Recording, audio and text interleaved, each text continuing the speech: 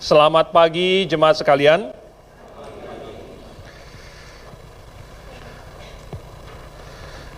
Lagu yang barusan kita nyanyikan itu ditulis oleh Fanny Crosby kalau saya nggak salah. Dia adalah seorang wanita yang buta sejak 2 minggu usia, 2 minggu. Jadi masih baby. Dia sakit lalu kemudian menjadi buta. Lalu walaupun di akhir dari hidupnya, kemajuan teknologi kedokteran sudah memungkinkan dia transplantasi, lalu kemudian bisa melihat lagi, Fanny bilang tidak. Ya, tidak perlu. Sudah sekian tahun, dia tidak memiliki mata jasmani. Tapi mata rohaninya terbuka, sehingga dia mengenal Tuhan, mengenal Juru Selamat. Dan dia walaupun tidak memiliki mata jasmani, atau mungkin karena tidak mempunyai mata jasmani, dia menjadi semakin jelas melihat hal-hal rohani. Dan dia jadi makin mengasihi Tuhan. Dan akhirnya, dia membuat banyak sekali syair-syair yang menjadi himne, yang kita nyanyikan di buku ini. Dan waktu dia ditawarkan, mau nggak, Fanny, kamu operasi untuk menyembuhkan mata kamu? Dia bilang tidak perlu. Sudah sekian puluh tahun, ya, saya tidak melihat di bumi ini.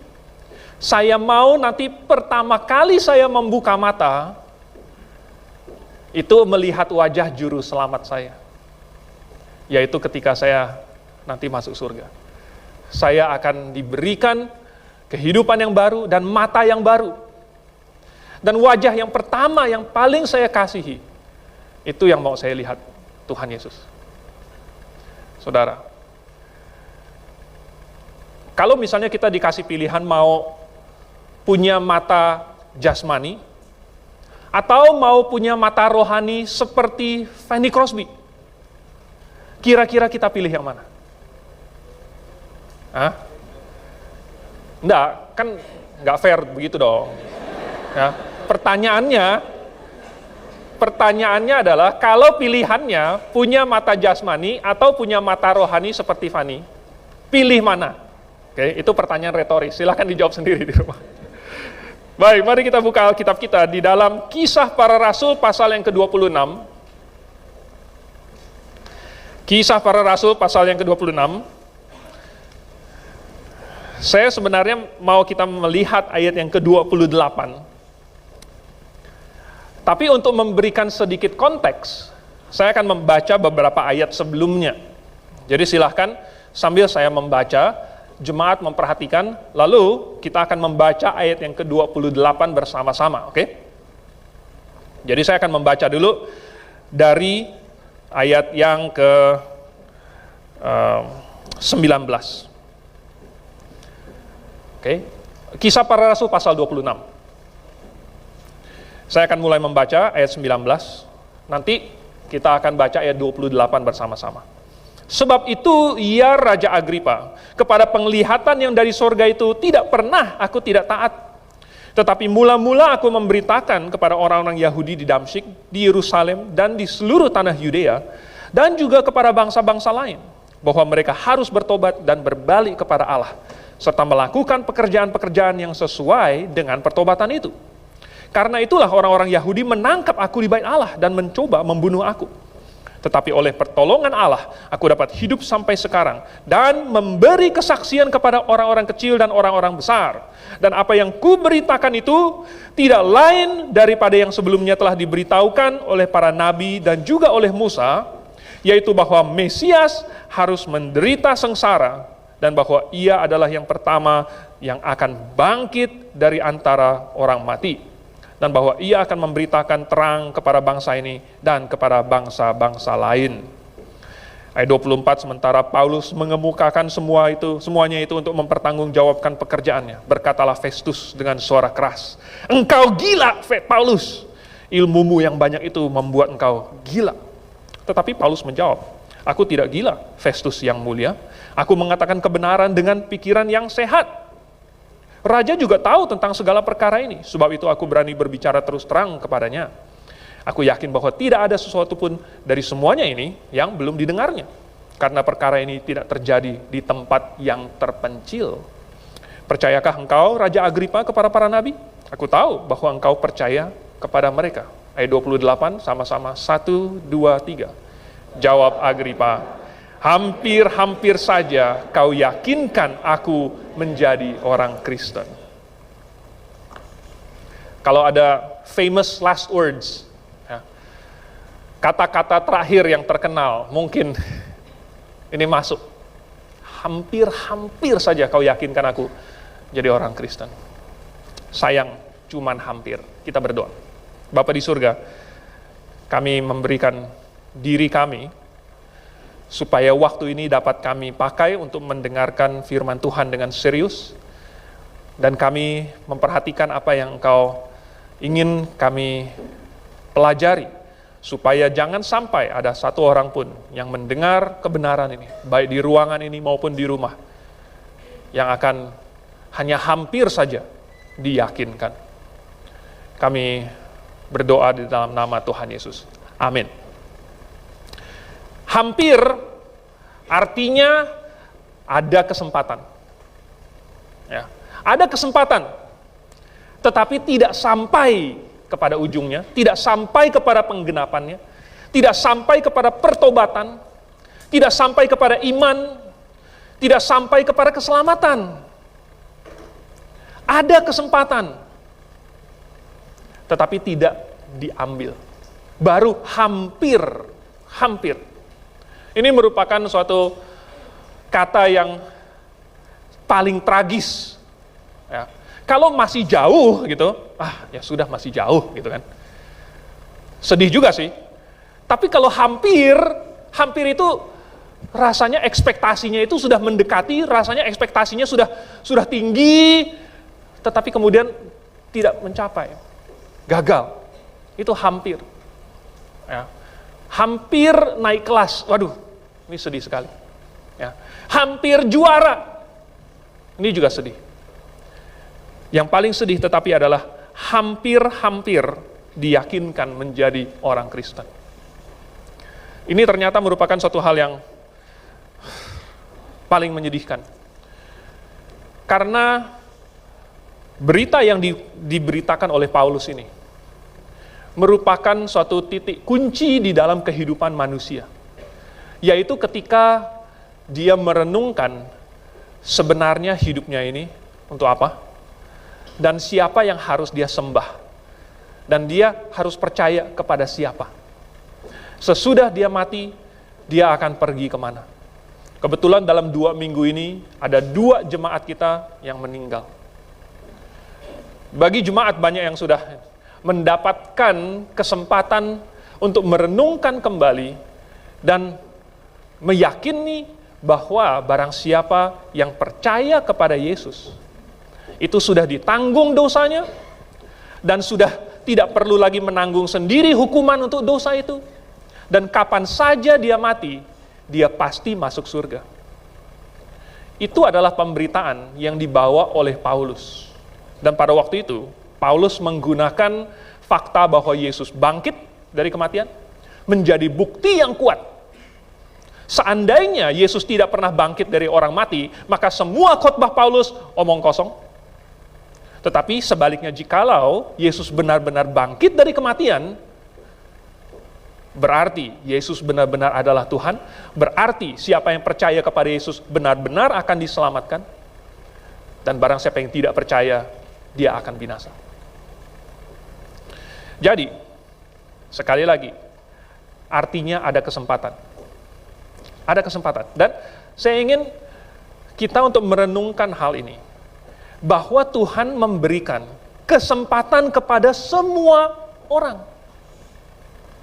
Tuhan kasih kesempatan ini untuk mendengar Injil, ya, untuk mencari Tuhan, untuk menemukan kebenaran, untuk diselamatkan kepada semua orang.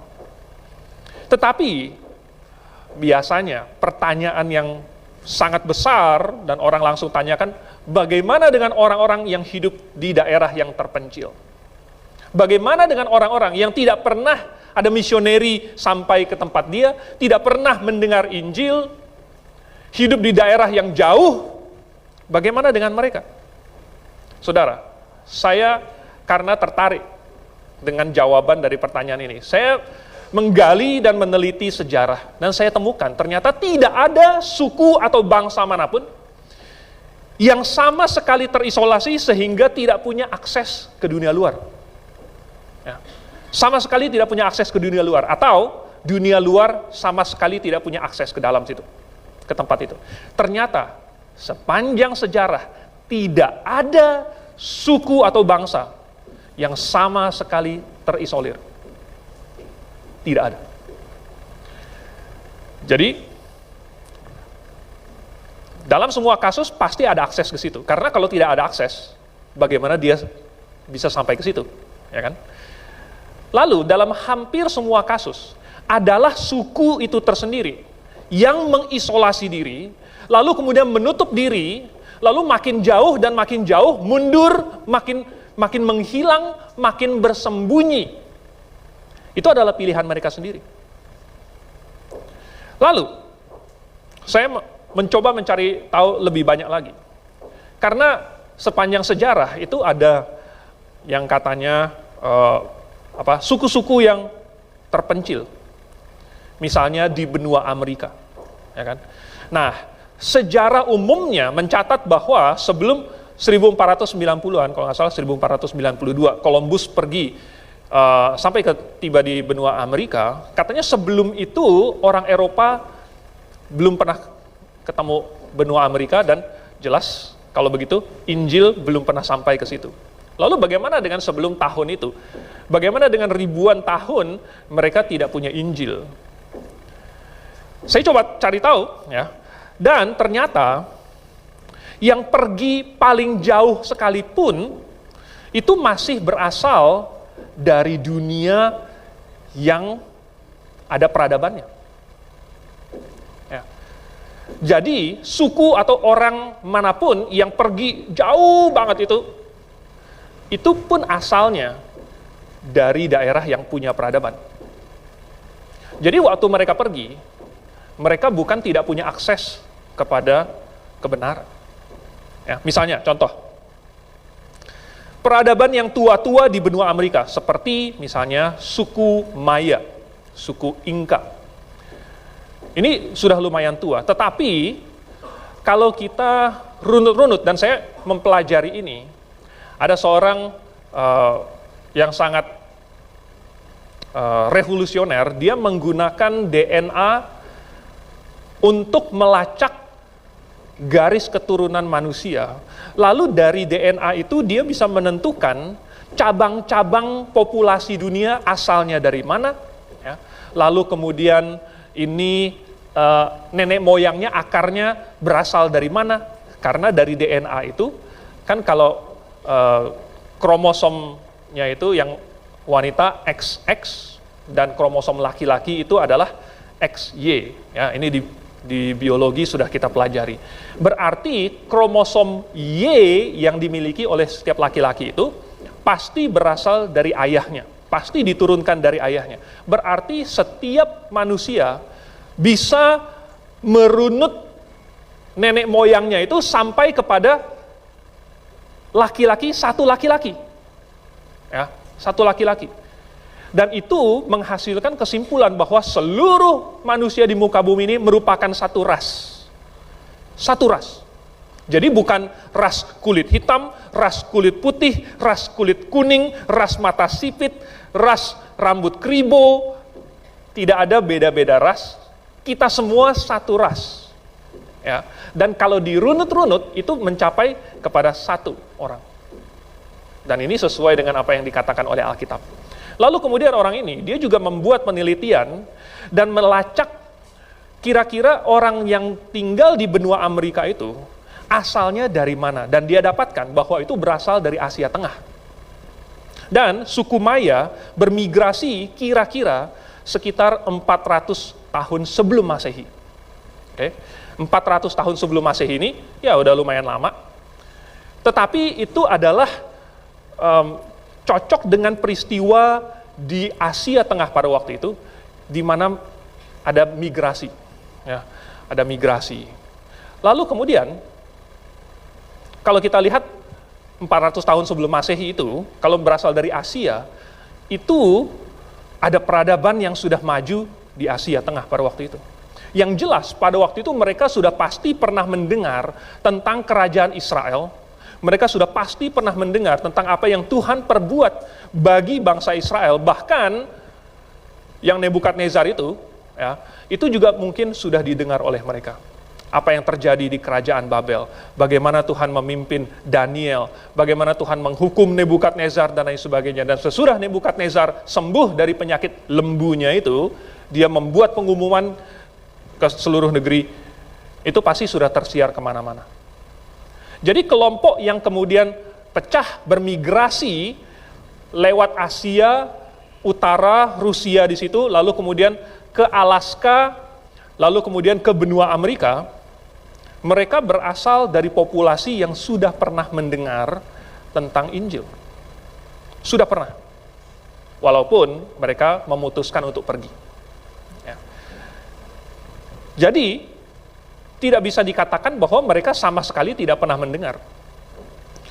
Lalu bagaimana dengan sesudah itu? Masih ada kelompok kedua yang bermigrasi, dan ini adalah yang paling banyak ditemukan di antara orang-orang Indian asli Amerika. Itu bermigrasi dari Asia Tengah sekitar tahun 300 sampai 600 Masehi. Ini kelompok kedua, ya, dan ini yang paling dominan.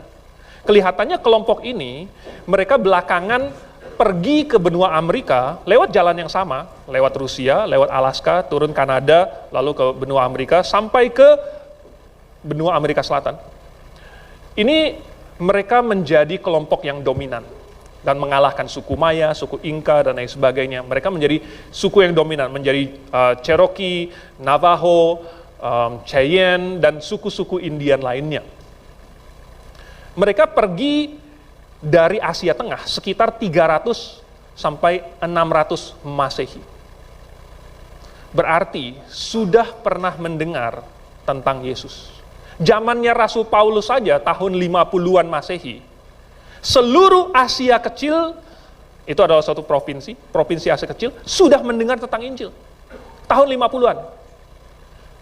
Tahun 300-an, kekristenan sudah meluas di seluruh kerajaan Romawi. Dan sudah tersebar kemana-mana. Berita tentang Yesus sudah tersebar kemana-mana oleh para saudagar, oleh orang-orang yang bermigrasi, ya, oleh pelajar-pelajar. Berita itu sudah kemanapun. Sehingga benarlah yang Alkitab bilang bahwa mereka tidak dapat berdalih. Dan gema Injil itu sudah sampai ke ujung dunia. Jadi ketika mereka memutuskan untuk bermigrasi, mereka sebenarnya punya akses kepada Injil. Mereka punya. Kelompok yang ketiga masih ada lagi. Itu juga berasal dari Asia Tengah. Dan itu terjadi sekitar tahun 1000 Masehi. Tahun 1000. Ya. Jadi ada tiga gelombang migrasi dari Asia ke benua Amerika. Dan semuanya terjadi pada masa di mana sebenarnya Injil sudah ada. Dan mereka punya kesaksian, mereka punya kesempatan untuk mendengar, namun mereka memilih untuk pergi jauh. Mereka memilih untuk meninggalkan itu. Ya. Nah, intinya adalah, di tempat yang terpencil pun, kabar bisa sampai. Buktinya bisa ada tiga gelombang. Ya. Berarti gelombang yang pertama, ini sebenarnya bisa dijangkau oleh gelombang yang kedua. Gelombang yang kedua bisa juga dijangkau oleh gelombang yang ketiga. Sekali lagi, tidak ada suku, bangsa, atau daerah manapun yang saking terisolirnya sampai tidak ada akses ke situ, atau dari dunia luar nggak bisa mengakses, atau dia nggak bisa akses keluar. Tidak ada. Ya. Jadi, saya temukan juga bahwa ternyata dari daerah-daerah yang terpencil ini, yaitu seperti benua Amerika, itu ada migrasi berlawanan arah. Sesudah dari Asia bermigrasi ke benua Amerika, lalu kemudian ada juga dari benua Amerika yang bermigrasi ke Asia. Ya. Jadi tidak ada tempat yang benar-benar orang sudah tinggal di situ, lalu nggak ada pilihan, dia harus hanya bisa di situ, tidak bisa keluar. Tidak pernah demikian. Selalu ada jalan, selalu ada cara, selalu ada rute. Orang bisa melaluinya, bisa mendengar tentang berita, bisa melakukan pertukaran, perdagangan, dan lain sebagainya. Selalu ada jalan. Pertanyaan kuncinya, apakah mereka punya kesempatan untuk mendengarkan Injil? Ya. Mereka sudah pergi jauh nih. Mereka sudah mengisolasi diri.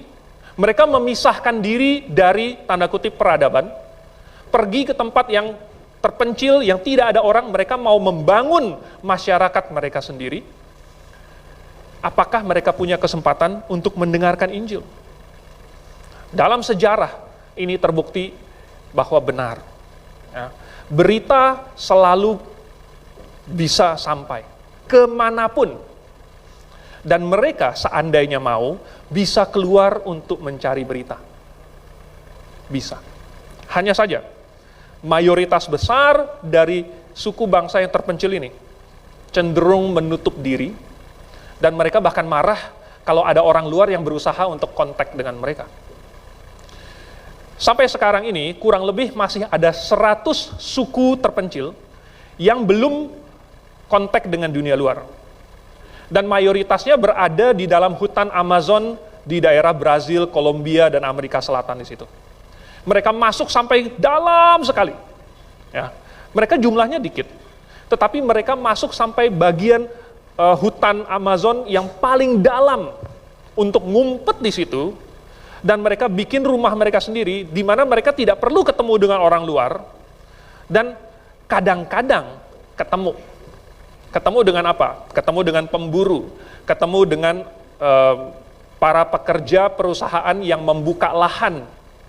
Ya, ketemu dengan peneliti-peneliti dari Eropa atau dari peradaban yang sedang meneliti misalnya flora dan fauna di hutan Amazon, yang sedang melakukan penelitian. Kadang-kadang ketemu di situ. Tetapi dalam semua kasus tersebut, mereka langsung lari, ngumpet, dan tidak mau melakukan kontak. Selalu. Jadi mereka selalu mengisolasi diri. Nah, mungkin ada alasannya, yaitu setiap kali mereka kontak dengan orang luar, biasanya dia mati. Yaitu orang yang kontak dengan orang luar biasanya mati. Kenapa? Karena sistem imun tubuhnya belum terbiasa dengan bakteri atau kuman atau virus yang dibawa oleh orang luar itu. Ya. Nah, ini terjadi setiap kali ada orang luar masuk ke dalam daerah yang terisolir, seperti di benua Amerika.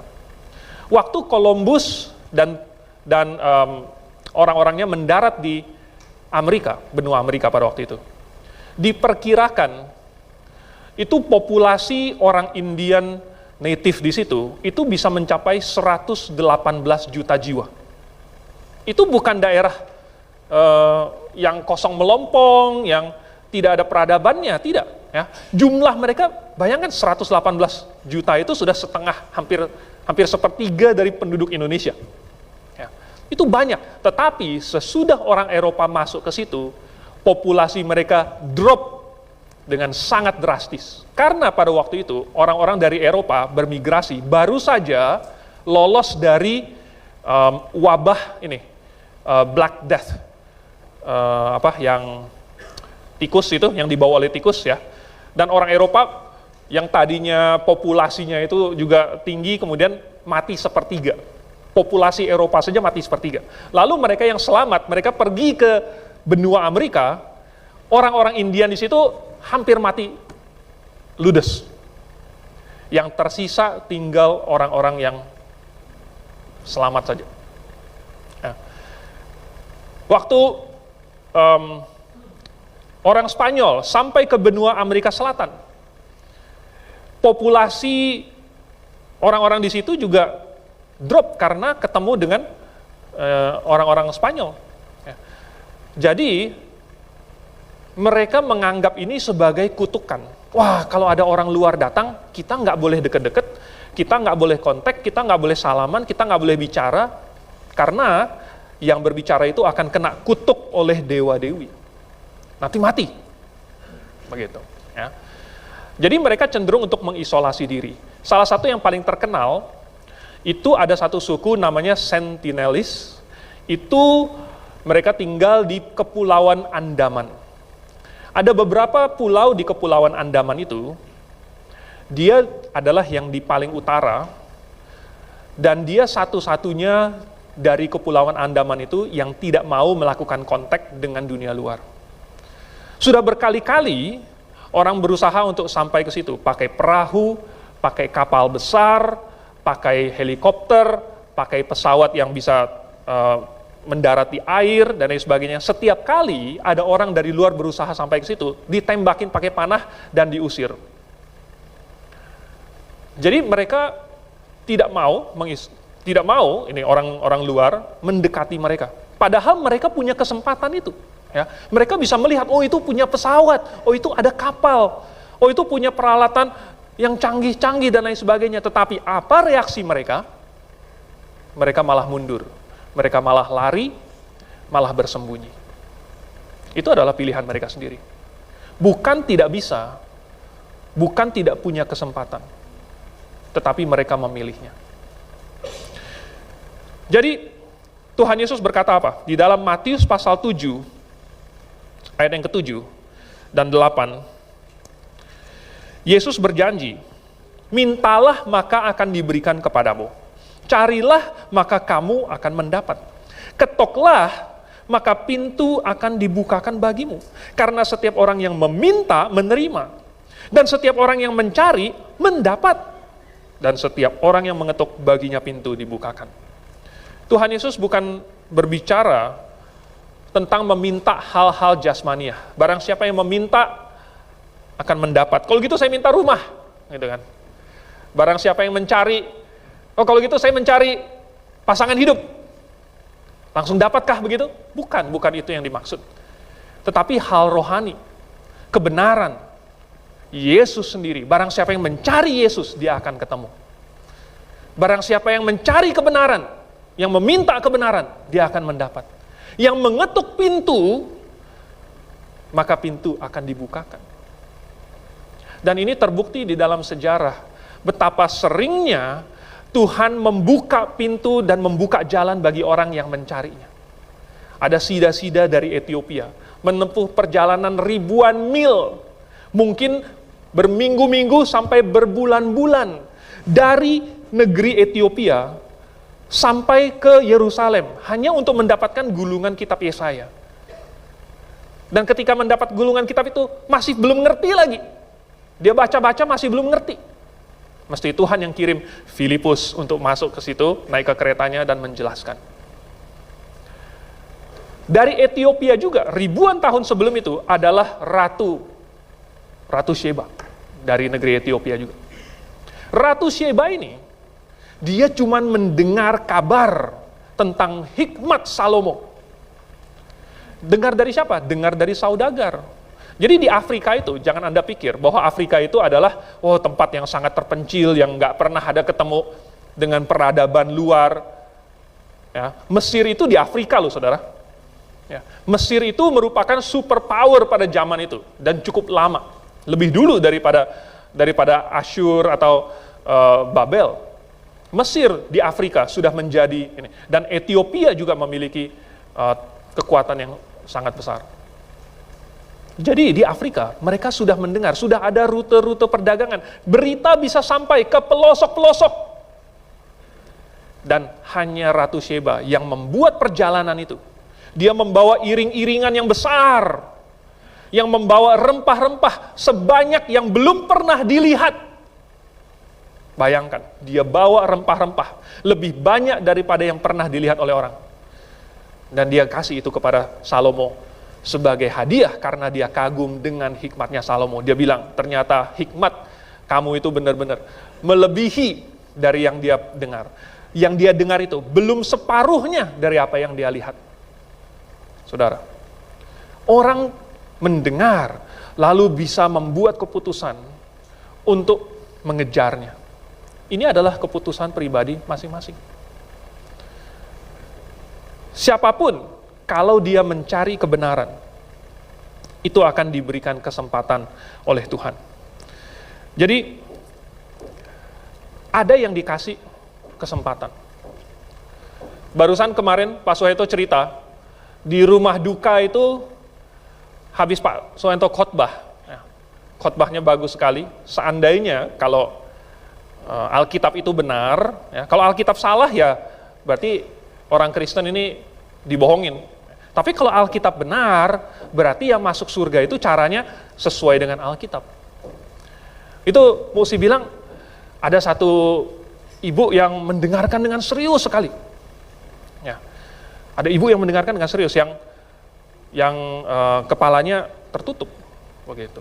Nah ini sesudah Pak Suhento selesai, lalu kemudian berjalan itu, kemudian ibu itu terima kasih Pak Pendeta. Wah, ternyata mendengarkan juga ya. Lalu karena cerita itu, Pak Suhento cerita lagi bahwa dulu waktu kami masih tinggal di lapangan Serdang, itu waktu berarti tahun kedua ya, tahun pertama atau tahun pertama Grafe didirikan, kita tinggal di lapangan Serdang di situ. Kebetulan ada Pak Suhento lagi cuci mobil, ada satu nenek tua datang kucuk-kucuk, lalu kemudian minta tolong dijelaskan tentang Yesus. Lalu Pak Suhento jelasin kalau ada orang lewat, tolong berhenti sebentar. Gitu kan. Terus kalau udah sepi lagi, boleh dilanjutkan lagi. Saudara, di kota besar apalagi, di mana ada gereja yang benar apalagi, ada kesempatan. Tidak ada orang yang bisa berkata, saya tidak pernah dengar Injil, saya tidak punya kesempatan untuk dengar Injil. Karena barang siapa yang mau, kepadanya akan diberikan.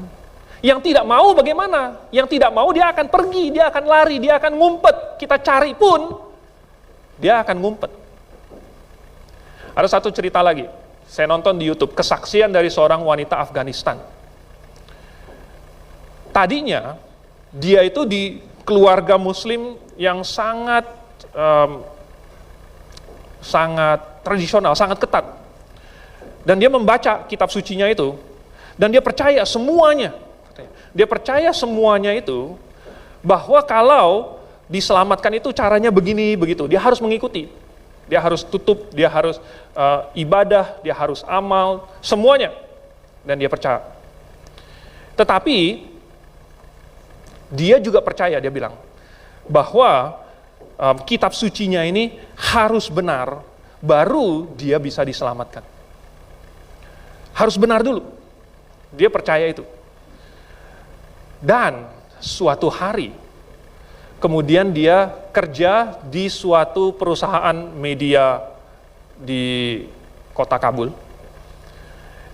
Dan dia menjadi salah satu editor di situ, suatu majalah. Dia ketemu suatu artikel, ada laki-laki Turki yang menikahi gadis umur 9 tahun. Lalu kemudian, pada malam pengantin itu, laki-laki pria ini, dia memaksa untuk bersetubuh dengan gadis usia 9 tahun itu, dan diperkosa, sampai meninggal. Karena meninggal, makanya masuk berita. Kalau nggak meninggal, itu udah diam-diam aja. Nggak ada yang komentar. Meninggal, masuk berita. Dia membaca itu, dan dia langsung teringat kepada suatu tokoh tertentu yang juga menikahi gadis di bawah umur. Ya. Dan dia tertusuk hatinya, kalau pria Turki ini tidak bermoral, bagaimana dengan tokoh terkenal itu?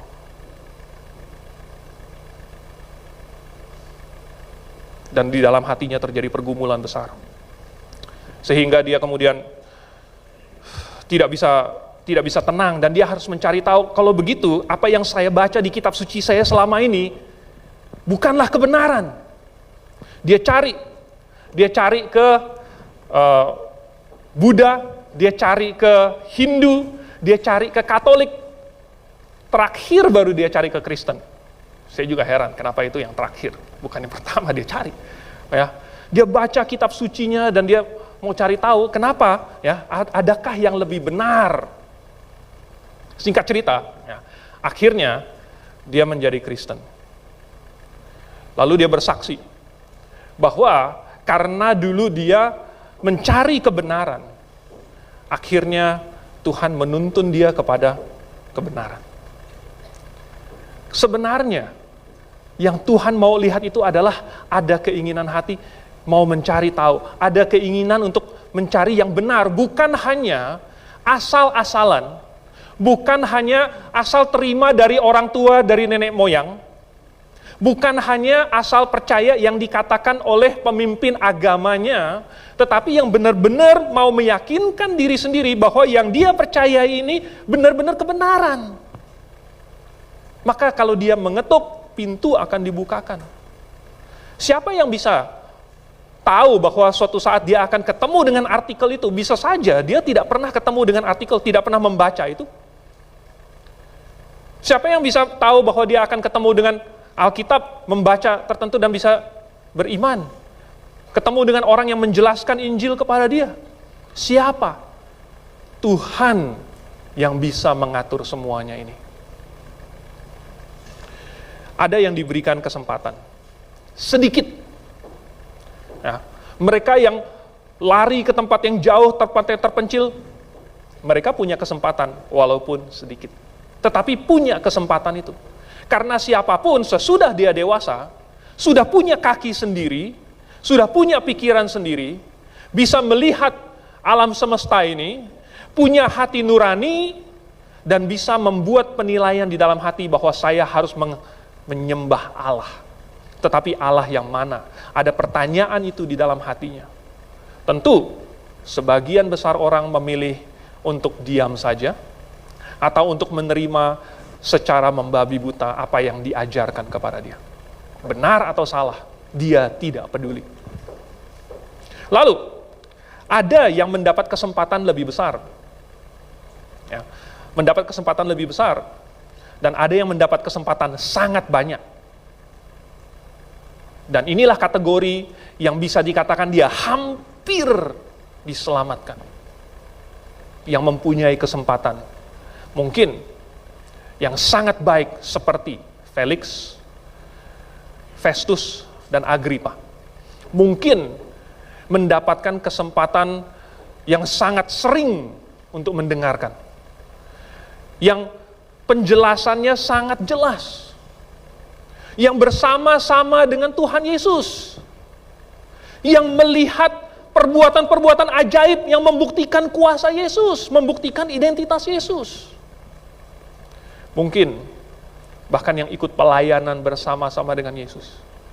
Yang duduk di kaki Tuhan Yesus mendengarkan khotbah. Yang ikut nyanyi bersama-sama dengan murid-murid Yesus. Atau mungkin yang duduk mendengarkan khotbah seperti sekarang ini, memiliki kesempatan yang besar. Tetapi kategori orang ini, jikalau ujung-ujungnya tidak sampai diyakinkan, tidak sampai bertobat, maka ia baru sampai hampir saja diselamatkan. Dan itu sangat menyedihkan. Nah, ada orang yang dilahirkan di keluarga Kristen. Apakah keuntungannya dilahirkan di dalam keluarga Kristen? Dia tidak langsung otomatis diselamatkan. Ya. Dia tidak langsung otomatis pasti masuk surga. Tetapi orang yang lahir di keluarga Kristen memiliki suatu keuntungan yang luar biasa besar, yaitu mendapatkan banyak kesempatan.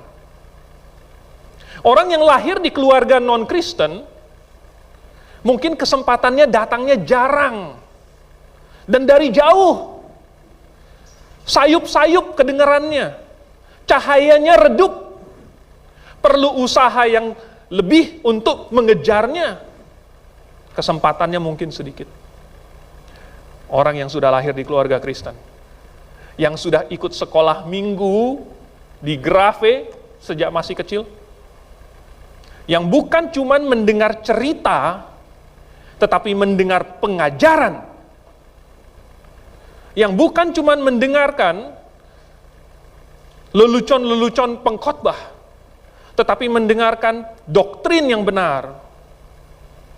Ini memiliki kesempatan yang sangat besar. Tetapi dia harus menunjukkan respon yang tepat. Tuhan memberikan dia kesempatan karena mungkin orang tuanya mengasihi Tuhan. Orang tuanya mengasihi Tuhan, makanya Tuhan kasih dia kesempatan. Oh, anaknya dikasih kesempatan. Tetapi si anak ini sendiri harus membuat keputusan pribadi, dianya mau mengasihi Tuhan atau tidak. Dia mau mengikuti jejak orang tuanya atau tidak. Dia mau percaya kepada firman Tuhan atau tidak. Ada yang tetap cuek.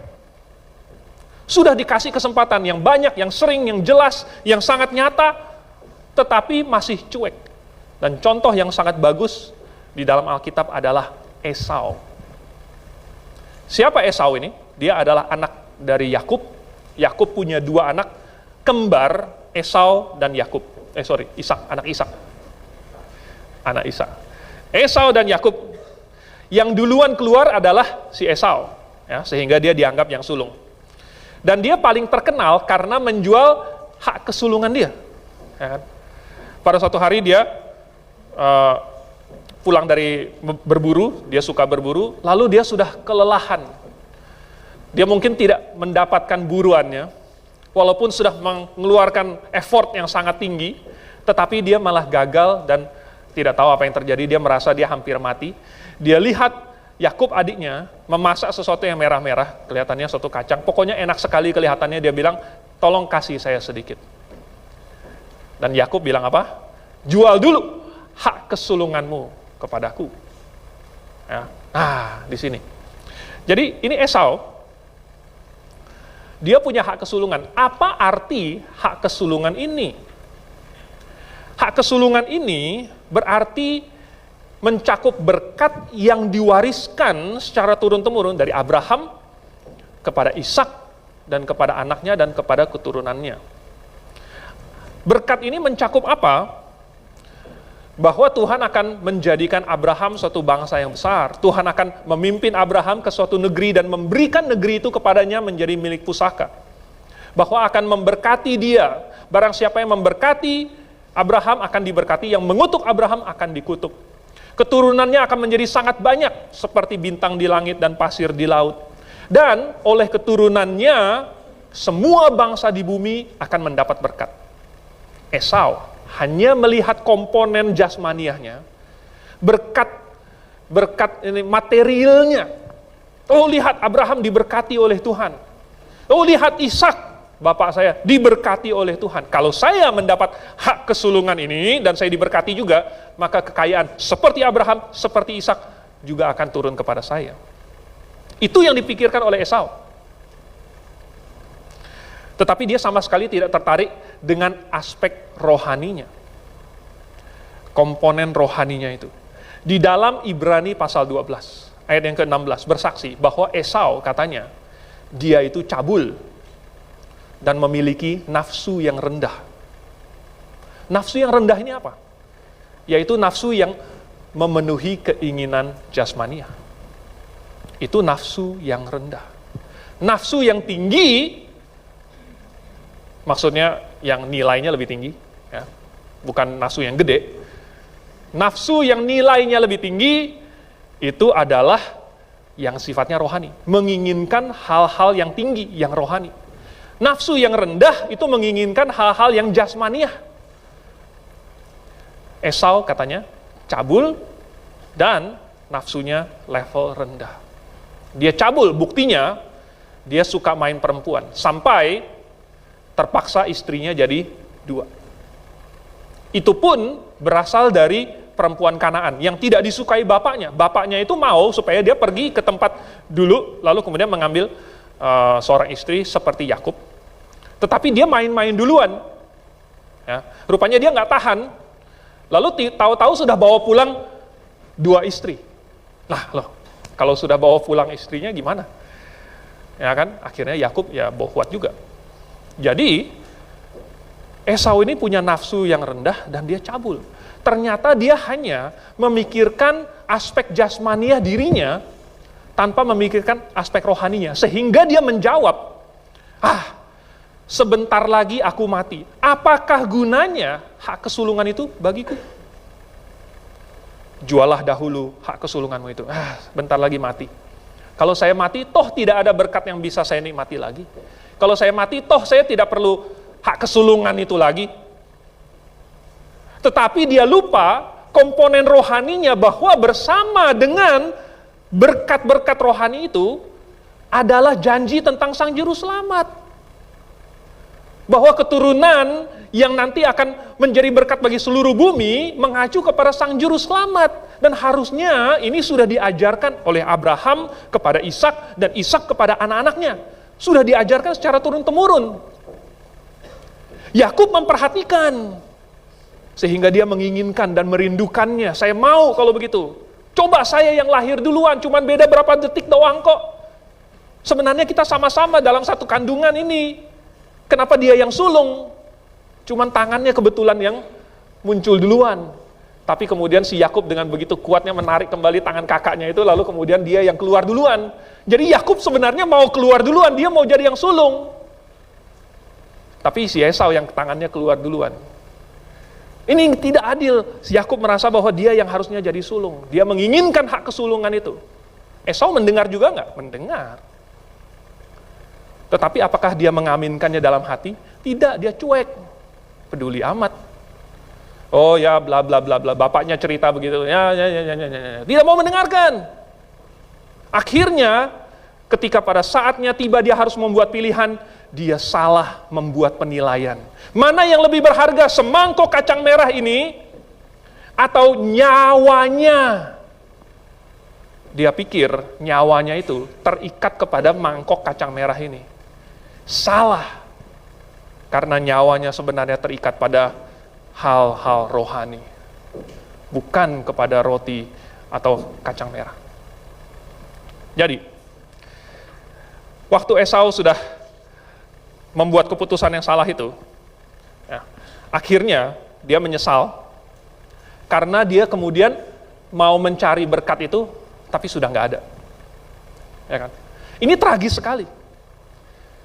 Karena sebelumnya dia sudah memegang hak itu, kesulungan itu.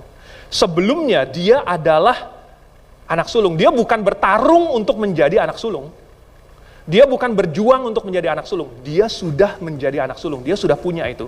Tetapi lalu dia lepaskan, dan dia buang, dia anggap remeh itu. Sehingga, di dalam Ibrani dikatakan, dia tidak mendapat kesempatan untuk memperbaikinya, sekalipun ia mencarinya dengan mencucurkan air mata. Karena apa yang sudah dia miliki, lalu kemudian dia buang, dia anggap remeh, itu tidak bisa dia pungut kembali. Di dalam Ibrani sudah menjelaskan hal ini dengan jelas. Orang yang sudah diselamatkan, orang yang sudah diterangi hatinya, yang sudah mengecap karunia-karunia surgawi, tetapi kemudian murtad, tidak dapat dibaharui sekali lagi sedemikian, sehingga ia bertobat. Oleh sebab itu Esau, yang tadinya sudah memegang hak kesulungan itu, tapi lalu dia jual, dia tidak bisa beli kembali. Sayang sekali, karena tadinya orang-orang sudah berada di dalam gereja yang benar. Sudah mendengar khotbah, cerita-cerita sekolah minggu. Tetapi kalau kemudian dia merasa bahwa semua yang saya dengar di Grafe itu percuma, bohong, sia-sia, saya tidak mau percaya lagi. Lalu kemudian dia pergi keluar dan dia tinggalkan gereja, dia tinggalkan Tuhan. Saudara, kita tidak tahu apakah masih ada kesempatan lagi. Kalau dia tadinya sudah memiliki apa yang begitu berharga ini, apakah dia benar-benar terima atau tidak? Saudara, hampir saja Esau diselamatkan. Tetapi rupanya dia menilai kenyamanan, kenikmatan duniawi, hal-hal jasmaniah sebagai hal yang lebih penting, lebih tinggi daripada hal-hal rohani. Hampir saja. Terakhir, ada orang yang menunda-nunda untuk membuat keputusan. Nanti dulu, belum mau, saudara, belum mau sama dengan tidak mau sekarang. Siapa di sini yang pernah atau sering ditelepon oleh marketing, telemarketing? Terus terang saya sering. Selalu saya bilang, misalnya ditawarin pinjaman, aduh, belum mau deh. Pernah nggak yang begitu? Maksudnya apa belum mau? Ya nggak mau. Ya nggak? Cuman kita bilang, belum perlu. Mau tambah nggak ini asuransi? Belum. Maksudnya apa? Ya maksudnya nggak mau. Ya, sekarang ini tidak mau. Jadi, apapun alasannya lah. Apakah itu rasa malu, apakah rasa takut, apakah rasa, gimana ya, masih ada minggu depan, masih ada waktu. Atau dia merasa, saya masih mau puas-puasin dulu hidup di dalam dosa. Saya masih mau, saya belum siap untuk mengambil identitas orang Kristen. Kalau saya jadi orang Kristen nanti harus ke gereja, nanti saya harus lepas rokok, nanti saya harus jadi anak baik, nanti saya harus begini begitu. Saya belum mau. Tapi saudara, orang yang menunda-nunda itu bagaikan orang yang berjudi dan taruhannya adalah nyawanya sendiri. Dia bertaruh bahwa saya tidak akan mati hari ini. Masih ada besok. Sebagai taruhannya saya pasang nyawa saya. Nanti dulu, tunggu sebentar. Saudara, padahal tidak ada yang tahu kapan orang mati. Buktinya dalam 1 minggu, 2 orang jemaat kita meninggal. Tidak ada yang tahu. Siapa yang bisa berkata bahwa hari ini bukan hari terakhir kita di bumi? Tidak ada yang tahu.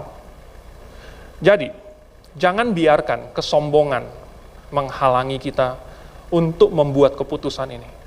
Jangan biarkan rasa malu, aduh saya sudah di Grave sekian lama. Mungkin orang sudah menganggap saya orang yang sudah diselamatkan. Mungkin orang sudah melihat saya ikut pelayanan, apa segala macam. Saya malu dong kalau saya maju lagi. Saudara, jangan menunda-nunda dan jangan biarkan apapun menghalangi kita. Jangan menilai apapun juga lebih tinggi daripada kesempatan untuk diselamatkan ini. Jangan ditunda-tunda. Hari ini bisa jadi adalah hari terakhir saya di bumi ini.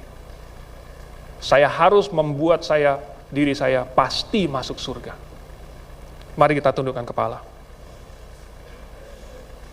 Dan kita merenungkan, apabila Anda sedang mendengarkan khotbah ini, berarti Anda sudah diberikan kesempatan oleh Tuhan. Bukan kesempatan yang kecil, tetapi kesempatan yang sangat besar. Di mimbar Grave, selalu diberitakan bahwa jalan keselamatan bukan lewat amal atau ibadah, bukan juga lewat hubungan dengan orang tua, bukan dengan duduk di gereja, melainkan lewat pertobatan dari dosa dan menerima Yesus sebagai juru selamat. Caranya sangat sederhana, yaitu kita menyesal di dalam hati dan menerima Yesus, meminta Yesus untuk menyelamatkan kita, untuk mengampuni dosamu. Jika ada yang masih menunda-nunda, kesempatan ini bisa saja lewat. Dan kalau dia mati, padahal sudah mendapat kesempatan ini, kalau dia tidak menggunakannya, maka dia hampir saja diselamatkan. Bapa di surga, baiklah Engkau yang memeriksa hati dari setiap orang yang mendengarkan ini. Engkaulah yang bisa melihat sampai ke dalam hati manusia. Tolong ketuk hati mereka, supaya mereka membuka pintu dan menjawab Engkau. Dan bagi kami yang sudah memiliki Yesus di dalam hati kami, kami berdoa bagi mereka, mungkin sahabat, mungkin anggota keluarga, mungkin orang tua atau anak atau saudara kami, supaya mereka sungguh-sungguh bertobat dan menerima Yesus sebagai juru selamat. Dan bukan hanya kelihatannya saja, bukan hanya hadir saja, tetapi sungguh-sungguh berubah, bertobat. Bapa di surga, terima kasih untuk kesempatan ini. Kami berdoa di dalam nama Tuhan Yesus. Amin.